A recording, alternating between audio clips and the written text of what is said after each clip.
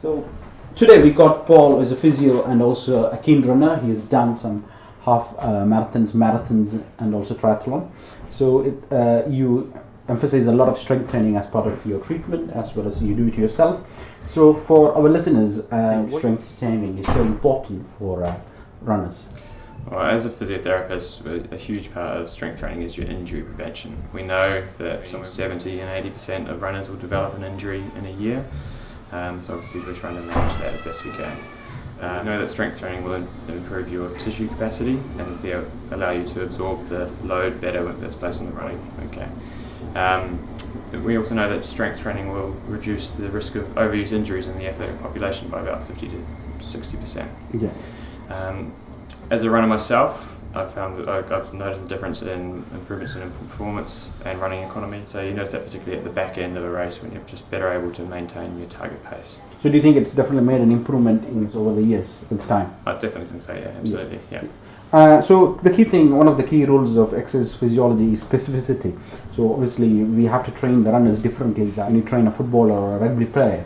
So how do you think we can make strength training more specific with an endurance runner? Well, we know that between 60 and 70% of the gait cycle in running is leg activity, so we have to really target a lot of single leg work when we're doing any strength.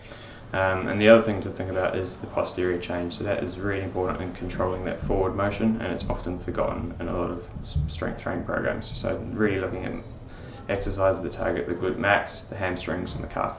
Yeah, and so what are the common mistakes you see runners do in the gym when they do sort of strength training? So do you say like they use all sort of exercises, or what's your experience so far with runners? Do they do similar things at the gym? Well, they probably don't do anything specific for what they need. So again, they might do lots of squats or lunges, leg press lunges, those sorts of things. So not really focusing on the hamstrings or the glutes, which I think are key. Yeah. So you mentioned about specificity and making it relevant. So let's go through some specific exercises. So for example, you got somebody preparing for a half marathon or a marathon. So what would be a sample circuit which you'd be going through with them?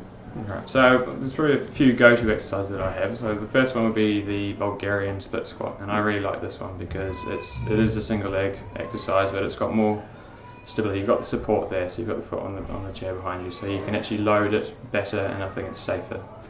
The next one that I have is the single leg deadlift. Again, so that's a really good exercise that's simultaneously activating the hamstrings, the glutes, so glute max, glute med, and it's also really good at working on that dynamic stability in the single leg.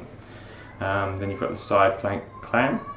And that's great at working on that lateral stability of the hip and knee, so good at preventing or rehabilitating any patellofemoral pains or ITB syndromes. Okay. Third one, you've got the single leg hamstring curl on a gym ball, and I really like this one because you can really focus on that eccentric control in the outer range, and that's where you need your strength for that end stage of your gait cycle. The last one that I like is the hip thruster. So this has been shown to actually recruit the glutes better than doing a weighted back squat. So that, again, it makes it much more function specific because you can get that sort of inner range as well. Do you think it's a progression for somebody who's finding the bridge very easy? Yeah. So you can really load it up, and it's quite safe again as well. Yeah. So for somebody who's running 3-4 times, so how many times a week would you recommend them to do this sort of circuit? I would usually say at least twice a week. Twice a week, and that you can work that around the runs that you do. So if you're running for 3 or 4 times a week, then twice a week is quite a reasonable expectation for the strength circuit. Yeah.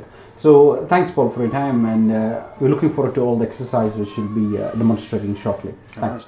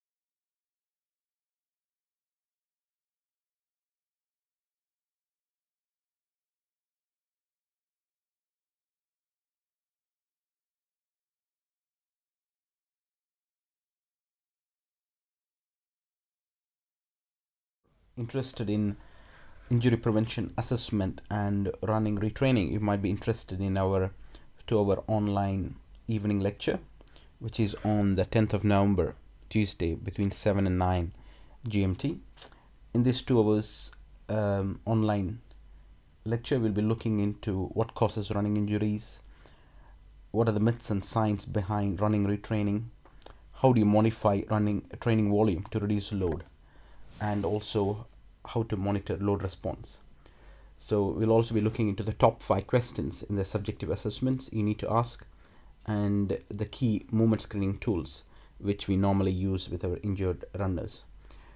And also we're looking into trainers, and following the webinar we'll be having another hour of content where you'll be answering all your questions. If you want to take it further and looking into the practical aspects of management, we have a 2-day workshop which is specifically designed for therapists involved in the management of running injuries. In the day 1 we look into the validated movement screening tools, looking at functional tests and also application of strength training with all the various forms of exercise which we use.